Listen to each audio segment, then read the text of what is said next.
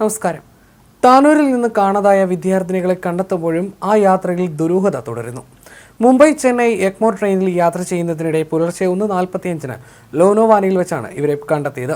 Mobile location കേന്ദ്രീകരിച്ച് നടത്തിയ അന്വേഷണത്തിലാണ് വിദ്യാർത്ഥിനികളെ കണ്ടെത്താൻ സാധിച്ചത്. അക്ബർ റഹീം എന്ന യുവാവും ഇവർക്കൊപ്പം മുംബൈയിലേക്ക് പോയിരുന്നു. ഒരു പെൺകുട്ടി ആവശ്യപ്പെട്ടിട്ടാണ് യുവാവ് ഒപ്പം പോയതെന്ന് എടവണ്ണ സ്വദേശിയുടെ കുടുംബാംഗങ്ങൾ പറഞ്ഞു. ഇൻസ്റ്റഗ്രാം വഴിയാണ് ഇവർ സുഹൃത്തുക്കളായത്.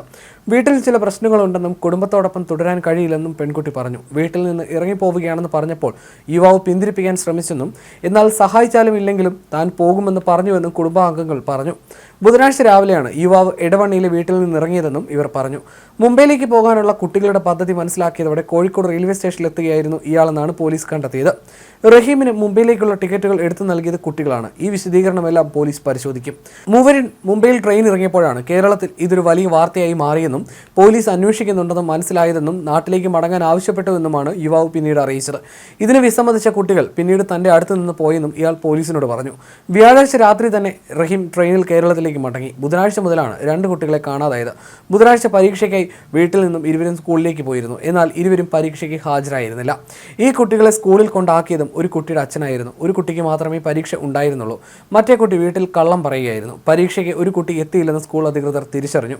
തുടർന്ന് അധ്യാപകർ വീട്ടിൽ വിളിച്ച് കാര്യം തിരക്കിയതോടെയാണ് പരീക്ഷയ്ക്കായി വീട്ടിൽ നിന്ന് ഇറങ്ങിയതാണെന്നും വ്യക്തമായത്. തുടർന്ന് മാതാപിതാക്കൾ താനൂർ പോലീസിൽ പരാതി നൽകിയായിരുന്നു. അക്ബർ റഹീം മഞ്ചേരിയിലാണ് ജോലി ചെയ്തിരുന്നത്. ഇതിനിടയിലാണ് കുട്ടികളെ പരിചയപ്പെടുന്നത്. ഇയാൾക്കെതിരെ തട്ടിക്കൊണ്ടുപോകലിന് കേസെടുക്കേണ്ട സാഹചര്യമുണ്ട്. പെൺകുട്ടികൾ നൽകുന്ന മൊഴിയാണ് ഇനി ഇക്കാര്യത്തിൽ നിർണായകമാകുന്നത്. അതേസമയം ഇയാളുടെ മൊബൈൽ ഫോൺ നിലവിൽ സ്വിച്ച് ഓഫ് ആയ നിലയിലാണെന്നാണ് വിവരം. അതേസമയം ലോണോവാലയിൽ നിന്നും കുട്ടികളെ കണ്ടെത്തുന്നത് ശാസ്ത്രീയ അന്വേഷണത്തിലൂടെയായിരുന്നു. ഇവർ മുംബൈയിൽ എത്തിയതായി നേരത്തെ തന്നെ സ്ഥിരീകരിച്ച പോലീസ് ഇവർക്കൊപ്പം ഒരു യുവാവ് ഉണ്ടെന്ന് കണ്ടെത്തുകയായിരുന്നു. ഇയാളെ ബന്ധപ്പെടാൻ കഴിഞ്ഞെങ്കിലും കുട്ടികൾ ഇയാൾക്കൊപ്പം ഇല്ലെന്നായിരുന്നു മറുപടി. ഇതോടെ ആശങ്ക കൂടി. എന്നാൽ ഇവരുടെ മൊബൈൽ ഫോണിൽ പുതിയ സിം കാർഡ് ഇട്ടതാണ് വഴിത്തിരിവായത്. ഈ സിം ഇട്ടതാണ് പെൺകുട്ടികളെ കണ്ടെത്തുന്നതിൽ നിർണായകമായത്.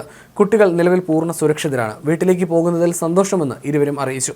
രാത്രി 9 മണിയോടെ പുതിയ സിം കാർഡ് ഇവർ ഫോണിലേക്ക് ഇടുകയായിരുന്നു. വിദ്യാർത്ഥികളെ പൂനെയിൽ എത്തിച്ചിട്ടുണ്ട്. നിലവിൽ ഉച്ചയോടെ താനൂർ പോലീസിന് പെൺകുട്ടികളെ കൈമാറും. മലപ്പുറം പോലീസിന്റെ പ്രത്യേക അന്വേഷണ സംഘം രാവിലെ തന്നെ മുംബൈയിലേക്ക് തിരിച്ചിട്ടുണ്ട്. കുട്ടികളെ നാട്ടിലെത്തിച്ച ശേഷം കൗൺസിലിംഗ് അടക്കം നൽകുമെന്നും പോലീസ് അറിയിച്ചു. 1.5 ദിവസത്തിലേറെ നീണ്ട തെരച്ചിലിനൊടുവിൽ മൊബൈൽ ലൊക്കേഷൻ വഴിയുള്ള അന്വേഷണമാണ് കുട്ടികളെ കണ്ടെത്താൻ നിർണായകമായത്. കുട്ടികൾ സുരക്ഷിതരാണ്. കഴിഞ്ഞ ദിവസം 4 മണിയോടെ ഇവർ മുംബൈ CST റെയിൽവേ സ്റ്റേഷനിൽ എത്തിയതായി വിവരം ലഭിച്ചിരുന്നു. പിന്നീട് 4 മണിക്കൂറോളം ഇവർ അവിടെ തന്നെ തുടർന്നു. രാത്രി 9 മണിയോടെ തങ്ങളുടെ മൊബൈൽ ഫോണിൽ പുതിയ സിം കാർഡ് ഇടുകയായിരുന്നു. കുട്ടികളുടെ മൊബൈൽ ലൊക്കേഷൻ നിരീക്ഷിക്കുകയായിരുന്ന കേരള പോലീസിന് ഈ പുതിയ സിം കാർഡിന്റെ ടവർ ലൊക്കേഷൻ അപ്പോൾ തന്നെ ലഭിച്ചു. മുംബൈ CST റെയിൽവേ സ്റ്റേഷൻ പരിസരത്ത് നിന്നാണ് ലൊക്കേഷൻ എന്ന് മനസ്സിലാക്കിയ പോലീസ് മുംബൈയിലെ മലയാളി അസോസിയേഷൻ പ്രവർത്തകരുടെ സഹായത്തോടെ അവിടെ തെരച്ചിൽ നടത്തിയിരുന്നു. എന്നാൽ 10:45 ഇവർ CSTയിൽ നിന്നും പുറപ്പെട്ടു. ചെന്നൈ എഗ്മോർ എക്സ്പ്രസിൽ CSTയിൽ നിന്ന് തന്നെയാണ് കയറിയതെന്നും സൂചനയുണ്ട്.